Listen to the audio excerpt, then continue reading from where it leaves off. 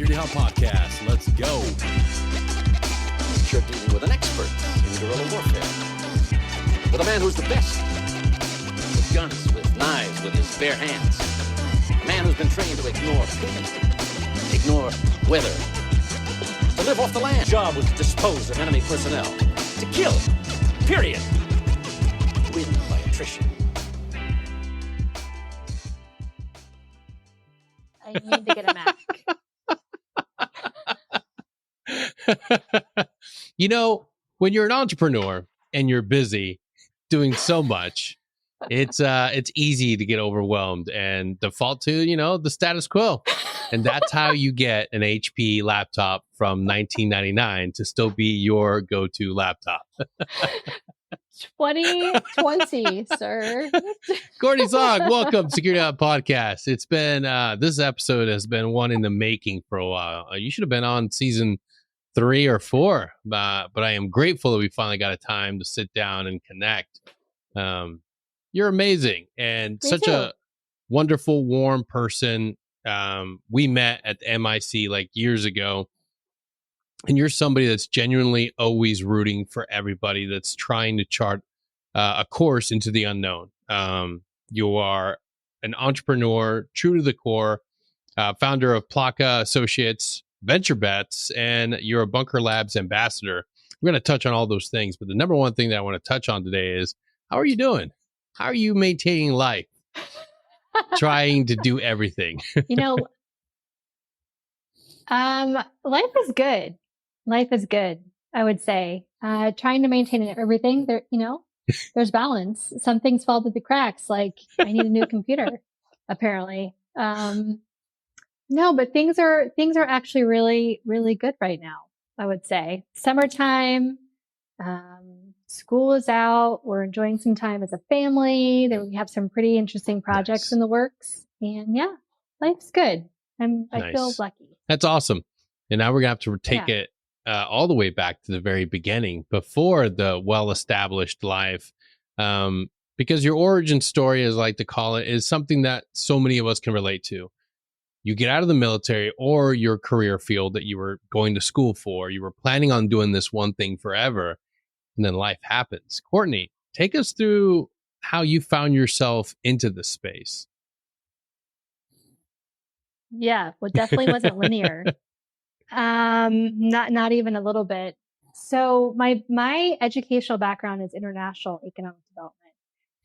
So I went overseas on my own dime, went into a lot of debt to go overseas for school, which at the time I'm like, this is a good idea. And I don't, it was worth it, but, having, that much debt for school, I don't think was a good choice. The experience was a good choice, but the debt certainly wasn't.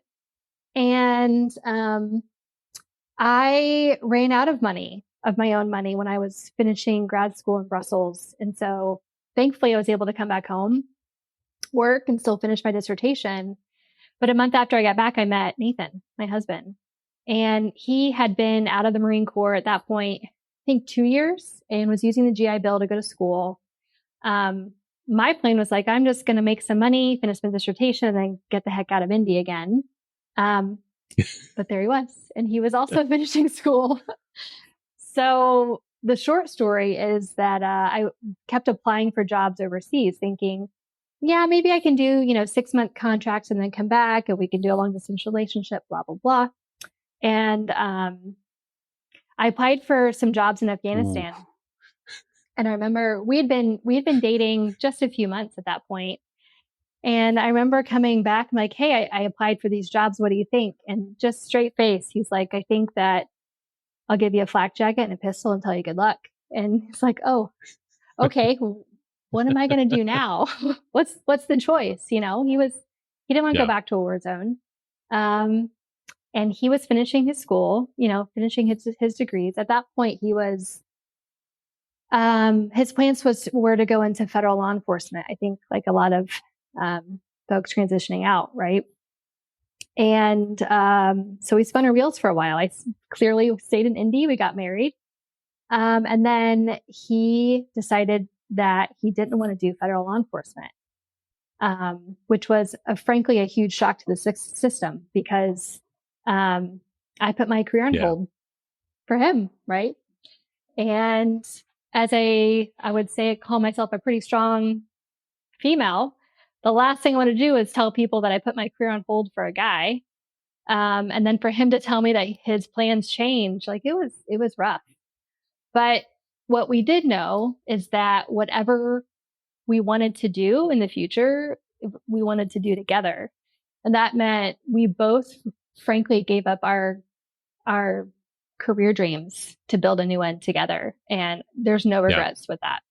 None. And that's a beautiful not thing one. that a lot of us need to understand. Like, I know coming from a special operations background, it's like your career first, always your career first. And then the spouse is just tagging along, and then transition happens. And then it's a rude awakening for the guys because they have to come to terms with the understanding that maybe now they have to take a back seat, or maybe now they have to finally come to realize that they should have been a little bit more collaborative and appreciative, because now they're facing this giant change. And oftentimes it's the spouse that's like, hey, I'm going to rescue us. Don't worry. I've had all this time. I've been going to school. I've becoming a nurse. I've been doing this, even doctors doing all this work. And it's like, now it's my turn.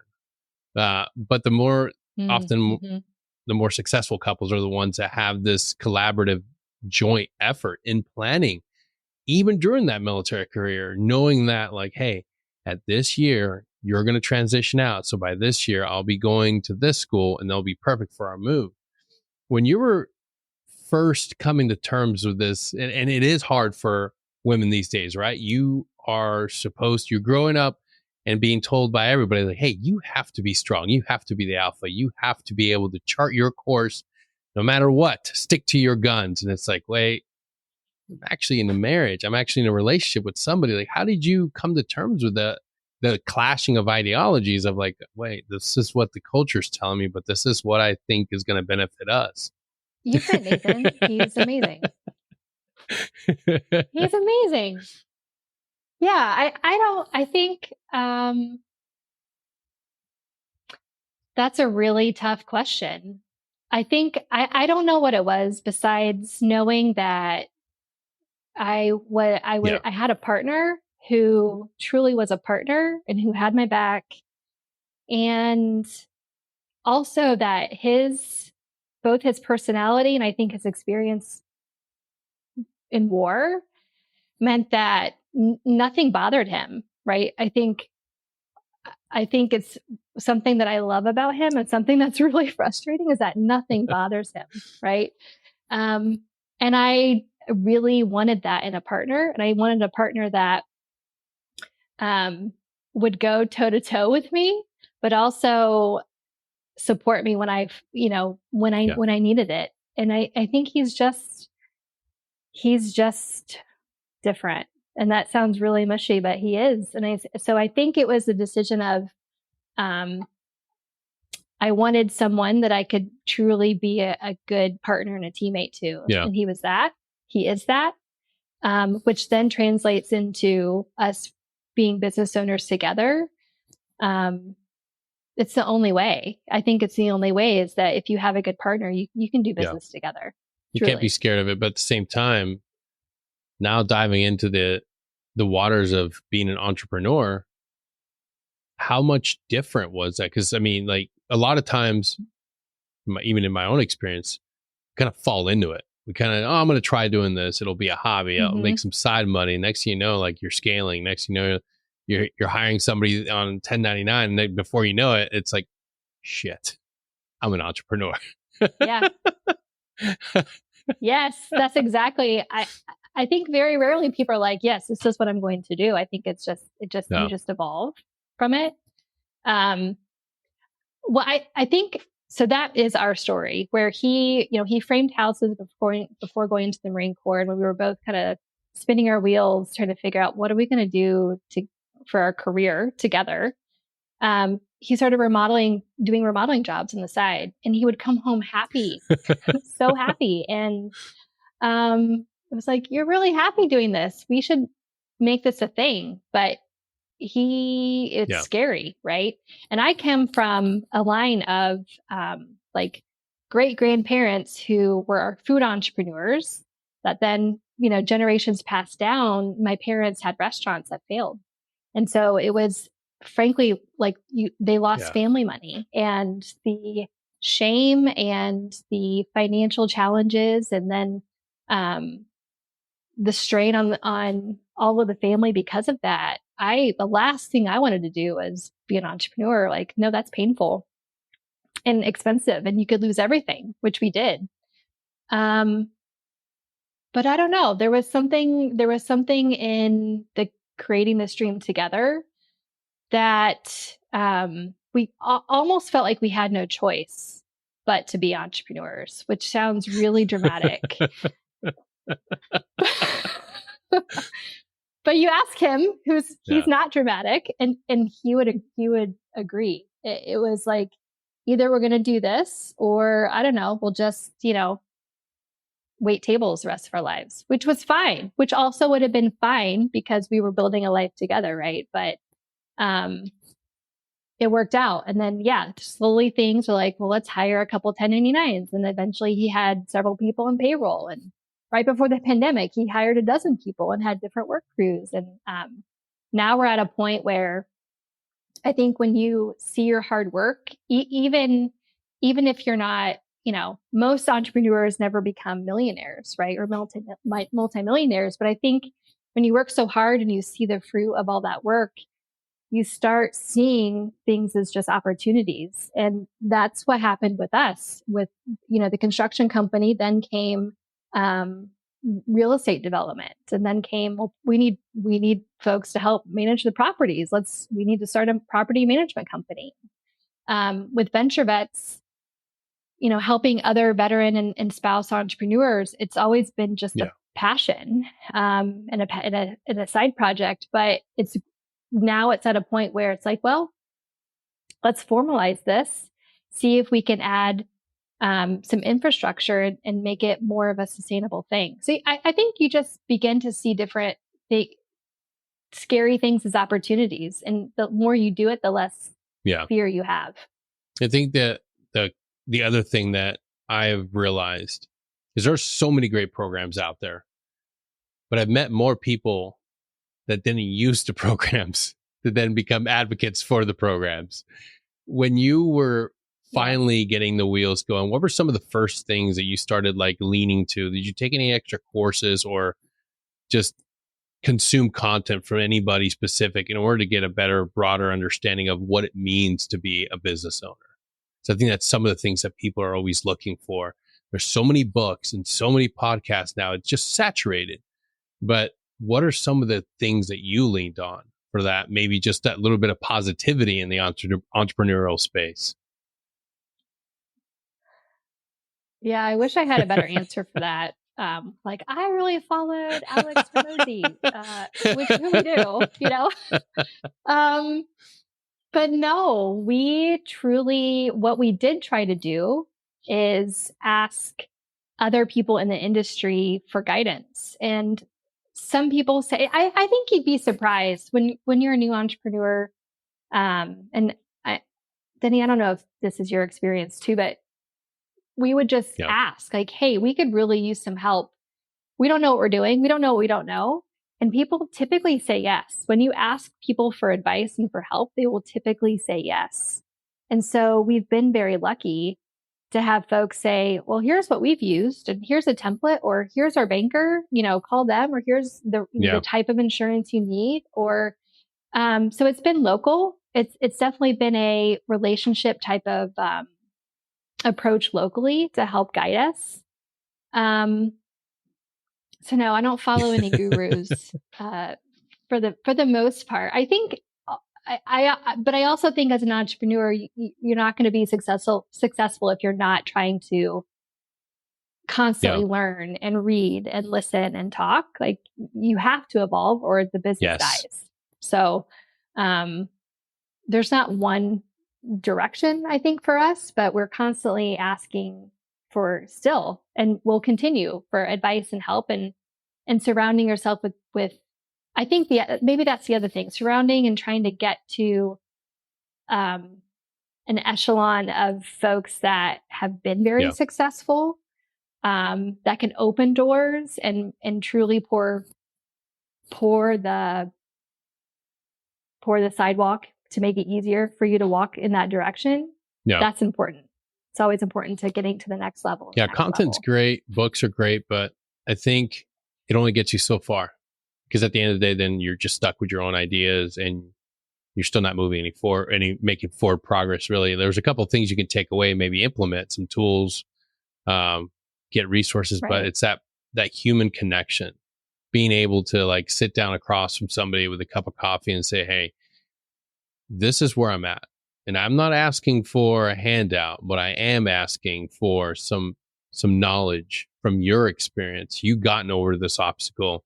Like, what were some resources you used? What were some tactics you used? And I think veterans aren't shy. You do it in the military. You do it when you're in uniform. But for some reason, magically, when you transition, your ability to talk and engage with people just goes away. It just diminishes, right? And that's something that I talk with people a lot. It's like, hey, you don't need to go through a transition course like the honor program. You know, it helps. It's great. It's amazing resources, but you'll be surprised what you get if you just go on LinkedIn and talk with people and reach out. Like, it's such a valuable tool that you can't forget. At some point, you were doing that as an NCO. You were doing it as a private. You were asking questions, sitting down. For God's sakes, ladies and gentlemen, don't forget that. It's vital. I mean, look, it's easy to look back and see that experience is still relatable when you get on the outside. Don't forget that. Like, you have to move forward with that. When you started seeing that forward progress, what was that like? Like, having that proof, all right, like, this is working. This is like, we're putting money into this and it's actually making progress. What was that like? I think, so Nathan would have a different answer, of course, than I have. When he started, I guess in the first couple of years, the construction, it's he's the expert. He was, we'll just say scared. We'll just use the word scared.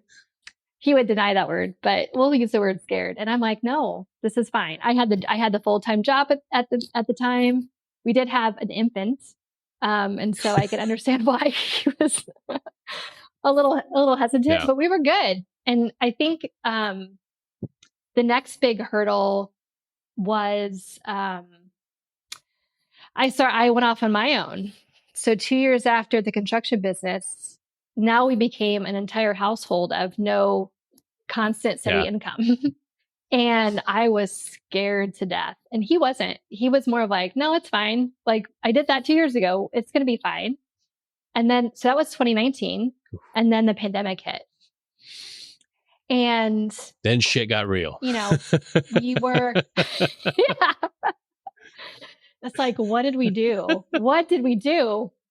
But in the end, it actually, man, we were lucky. And frankly, Nathan probably slept 4 hours a night that entire year, but the business thrived. And I think that was another, one of many levels of like, oh, we made it through that. We can do anything. And maybe it's also my personality of like, I don't know if I'm ever going to be like, we made it. Right. Maybe like, $500 million and be like, okay, we made it. We're good. Let's take adjusted for inflation, of course. That's right. But I think, I don't know. I think we still see opportunities. We're still growing. We still, don't have it all figured out. And so maybe that's the answer of like, what does it feel like? It feels like this is just the journey. Maybe there isn't, it's not about the destination, which sounds really, no, it's the truth. It's the checkpoints. It's the journey. The checkpoints along it's about having daily reminders that you're doing good. Even if that just means you checked all your emails and got every reply. Like, That's right. I can't tell you how often I look for that daily win. And I think that's something that, like, and it's, you feel like you're flying in the blind, but understanding that, hey, even pilots fly by instruments. Like, even pilots get in situations where it's like, all right, I got to trust instrument. Like, yeah, it feels great when you get that new client, when you see that invoice got paid out. Yeah. But it's okay to live in that, understanding that fear is normal, understanding that fear is a powerful motivator and a great friend. It doesn't have to paralyze you. And that's something that I've been able to see from having in there, discussions with people like yourself that have done this. Like, yeah, you're not going to be without fear. You can't do this without fear. If you're doing it without fear, that means that you have like just amazing benefactors and a great family that's like just funding everything. And I would beg to say that maybe you're not an entrepreneur as much as you are just a benefactor. You just right. That's so true. Yeah. That's so true. Yeah. I think you're right on. I think there's also, it's never as bad as what it seems. And here's a pretty good example during the pandemic, right? And clearly my experience not being in the military, and Nathan's is black and white, very, very contrasted. Pandemic, during lockdown, our daughter was 3. I still had all of my contracts. Thankfully, no one had canceled, but I'm like, how am I going to get this work done with a 3-year-old at home? And thankfully at that time he had work. He was able to, construction they were able to go out and work, which was, again, we were very lucky. And I remember the neighbors across the fence from us who are elderly came out and they're like, how are you guys doing? And Nathan's like, oh, we're fine. We're fine. We have, we're working.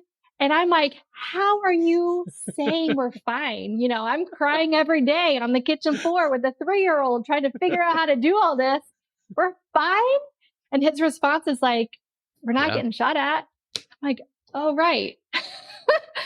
Right. So I think the perspective about when you talk about fear and about what's the worst case scenario, like if the worst case is never in entrepreneurship, it's not death, right? It's not, even if you lost it all, you can still rebuild. You can still figure out ways to have a life and support your family. It's never as bad as what you think it is at times. And so his perspective about that, again, it's with things like, I love that. I was really frustrated about that response in the moment, but it's true. He's right. It's just never as bad as what you think. Unless you owe money to very shady organizations, you're gonna be okay. And it's one of those things where, man, if you're following your passion, if you're following like what you're excited about, and nobody can do that for you, nobody can figure that out for you. You have to figure that out. And I understand. I talk to a lot of people and like, hey, your passion isn't always going to have to be tied to your job, but it can be. And I'd rather do that. I don't want to do anything just for money. And I get it. It could, Denny could be making a lot more money doing something else, but that something else isn't why I wake up at 3 a.m. to go over and check an audio file or go over a strategy for a customer's content. Like, that's not what I'm doing it. Like, it's not, life is so, it's so short. Like, we don't live infinitely. Like, it ends, it comes to an end. And I would rather go into this next chapter. And I think this is the same for a lot of veterans, going into this next chapter, doing something that is completely authentically you. Like, I don't want to waste any more time. I'd rather stumble and fall down and trying to figure this out and get to where I want to go on my own dime and with my own ambition, knowing that I'm doing something that's uniquely, authentically, like, true to who I am. And I think that's something that all of us that are doing this can identify with. Like it just doesn't feel right doing something else. Like it doesn't. And Yeah. there is those moments of trepidation at first where it's like, oh shit, like I could be making a lot more money, but like the best people have said, get rid of plan B. Get rid of plan B, get rid of Yes. the idea that there's an alternate course of action. Because if you have that in your mind already, you're going to bail. You're going to bail. Yeah. When you look at what you've Yeah. built, what are some of the things that you leaned on to ensure that your plan was your plan as a couple? Like, what are some things that you always like look to, like, hey, like we might be in the red here, but this is our plan. Like, what are some things you guys look towards in each other in order to remain strong? Yeah. I think one of the deal that we made with each other right when we started the construction business was that if it ever interfered with our marriage, we would quit. Like we would go get jobs. And we've held true to that. You know, we've had conversations when let's say cash flow is tight too. And it's like, we need to adjust, or we do need to figure out a plan B, because we don't have a plan B. And we've just held true to that. Like our relationship and our family is more important than the business, than any of the businesses. And I also think that our relationship, the businesses will fail if our family is not secure and in a good place. You know, do we argue? Yeah. Do we always see this, see eye to eye? No, we don't. But I think the other part of that is we've really identified what our roles and responsibilities are. As you do in a relationship, it's the same for the businesses. We have different skill sets and different interests. And because of that, and we trust each other to stay in our own lanes, right? And like do the things that we do best and play it with our, within our strengths. That works out. That works well out in our marriage, and it works out well in our businesses too. So I think defining that in the beginning, I guess our plan B probably is the real estate side, if I'm honest with you. It's not, the best way for anyone to build wealth and generational wealth is through real estate. And so while there's a lot of scams out there that I would advise against, I think for us, it was like, it is a plan B. If this doesn't work out, we still have that we could sell and rely on. And so I do think some type of financial backup, even if it's small, even if it's that's fine. I'm just, I'm not going to go into debt this much, or I'm not going to take on, venture capital, because I know I'll be able to do this. I think that's helpful. You don't want to put, it is risky to be an entrepreneur, but you certainly don't want to do it at the cost of, never getting out of it. If things fail, you can fail and then be able to move on. But if you're getting it to the point where you're digging a hole and you can't get out of it, don't do that. But talk to other entrepreneurs who can help you not make those same mistakes and to get so deep. I think one of the biggest things is that initial funding source. Like, how are you going to get this thing off the ground? And if you're not engaging and reaching out and talking, figuring out grants, like you're going to feel like the only way you can do it is through credit cards or going into debt.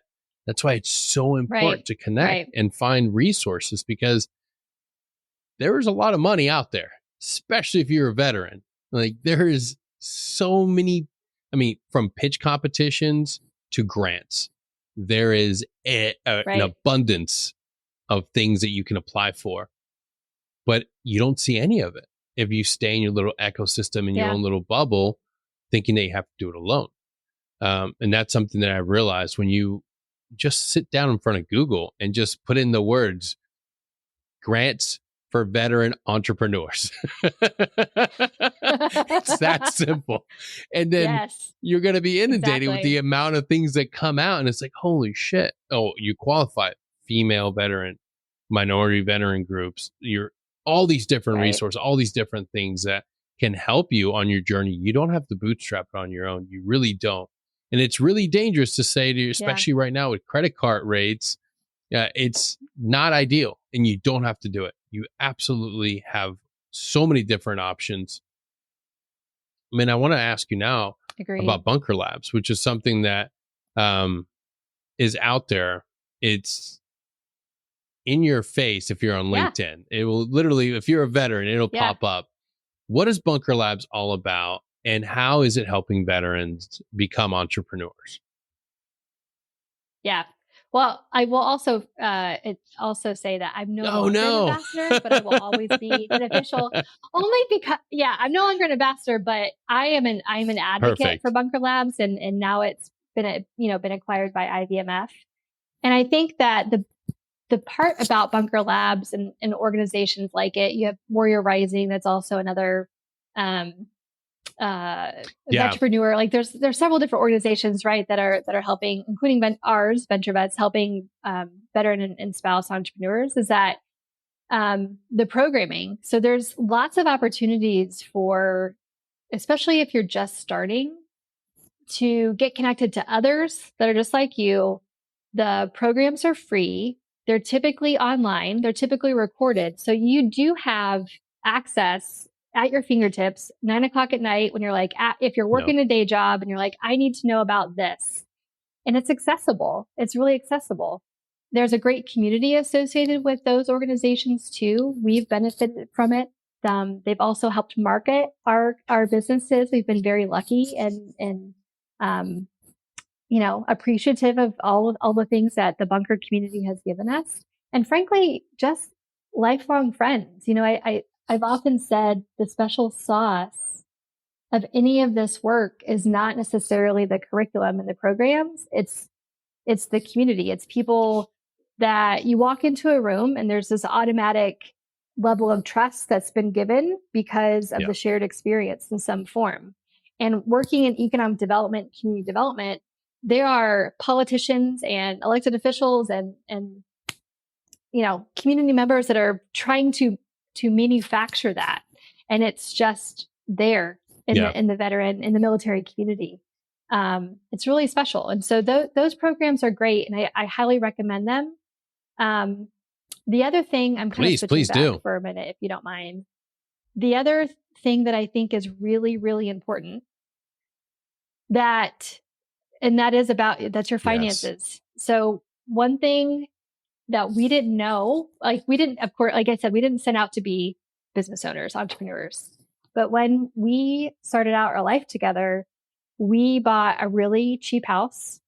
Nathan has the skills to fix it up. So, there's that benefit.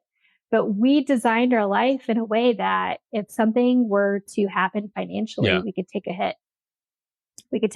That if, we only had one income, we would be fine. We'd never lose the house, right? Our cars were paid off.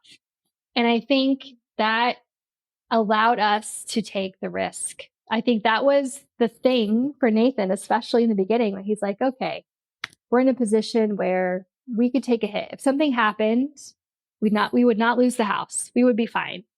And I think when you're an entrepreneur, there's this tendency, and I fall into it too, where it's like you have to show off your shiny stuff. Like, look at all the things that I'm doing or the places I'm going, and you have to promote yourself. But I think realistically, if you are able to understand your finances and look at the ugly and get it in a position where you're like, I can do this, then you can take more risks than you can possibly even imagine because your finances are in good shape. That is such an amazing thing that you brought up. And I want to, again, highlight the importance of working with your spouse.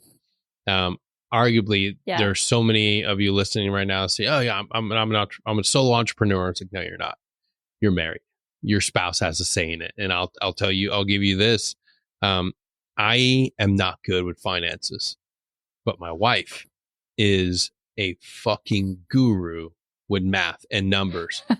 And the way that she is able to track expenses for a year out, like, hey, this is no bullshit what you're allocated for the business. This is no bullshit. What we have to take in. And this is, at the end of the day, like when you have somebody that's that smart and savvy, I mean, she has an Excel spreadsheet tool that is just unbelievable. Like all the codes, everything. You put the numbers in and it just, That's it's awesome. mwah, chef's kiss. It's amazing.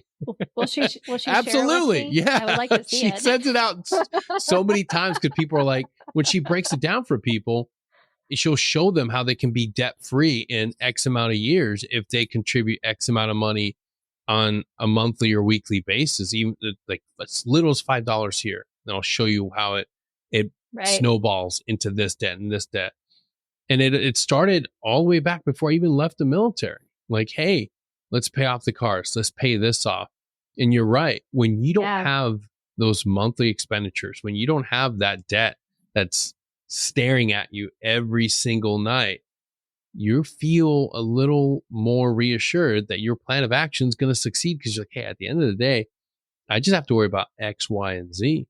And I don't have to worry about this major loan because I got resources and I got grants and I got funded for X amount of years. And I hate to make it sound so simple and reduce it down to like, oh, you just got to plan it out. But in reality, yeah, you do just have to plan it out and reach out for resources and for help. And they're there. It's just like anything else, like mental health. Like there are tools out there. Like now more than ever, we need to be able to stand up and just be willing to present ourselves in front of others that are following their own path in their own journey to be entrepreneur and say, hey, like I want to be where you're at. How did you get there?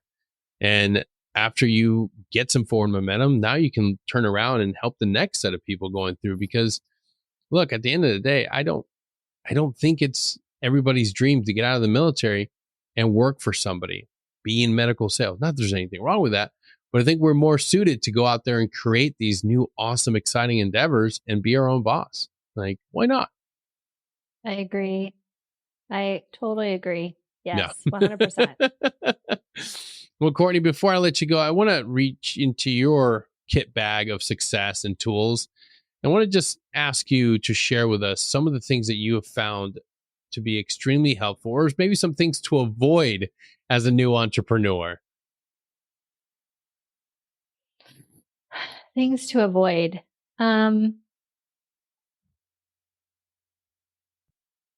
Well, maybe I'll start with the going back to your community. I think connecting with others that have been doing this is just critically important because entrepreneurship, like many other things, is lonely.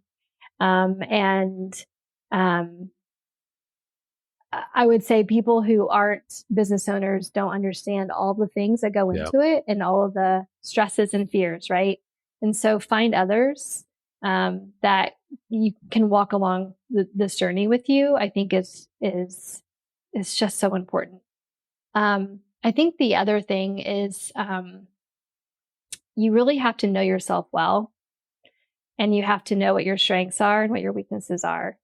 And if you don't, or if your ego is too big, it'll hurt you. You won't be successful. I think, talking about staring into the ugly of your finances, you really have to understand the points where you're just not very good, and you got to find other people that can help you with that, like like your partner, like your spouse. But I think this career, and entrepreneurship as a career, it hits you in the face so many times. I mean, there could be one day it's like, this is amazing. And then the next day you get sucker punched. And just from knowing that you still have good things to give back and add value, but leaning on folks like your partners and other folks in the community that can help you on the areas that you're not very good at is important. So I guess asking for help is probably the simple way to say that, but that requires knowing yourself. And if you don't know yourself, work on that. Yes. Like knowing what your strengths are. Because if you're not healthy, if your partnership is not healthy in whatever partnership, marriage, business partnership, like the businesses are not going to work. It's not going to work. That is so true. The importance of knowing who you are, because I'm not going to worry about finances. I'm going to just shove that right into my wife's lap and let her deal with the spreadsheet. I just got to make sure that I stay on budget and that I don't blow all of our allocated funds on new audio or video equipment.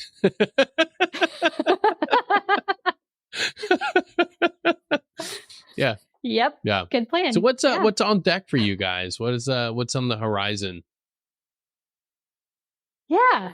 So a couple things. One is that I am actively entering back into zinc contractors and working more closely with Nathan. It's going to be a little bit of a process, but it was he and I for the first 2 years, and then I stepped out of it. But also recognizing that we are a really good team. So I'm stepping back into zinc and trying to elevate that from a broader state perspective, but also different like government contracting and seeing what opportunities exist. So that's one thing. And the other thing is with Venture Vets is that we will be running construction specific cohorts. Oh, no way.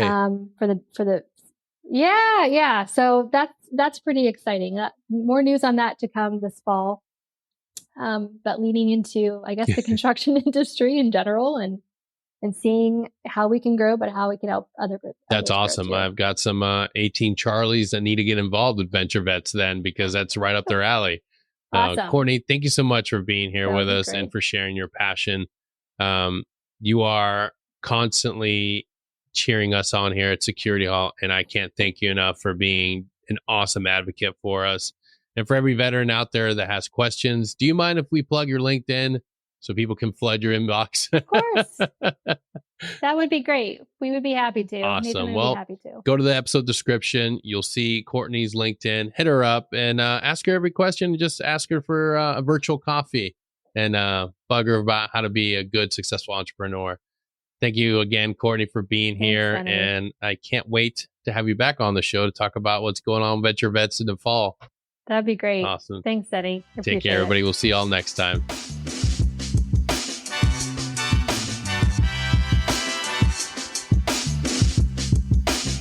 If you like what we're doing and you're enjoying the show, don't forget to share us, like us, subscribe, and head on over to our Patreon where you can be part of our community and get access to all of our episodes as soon as they drop. And remember, we get through this together. Take care.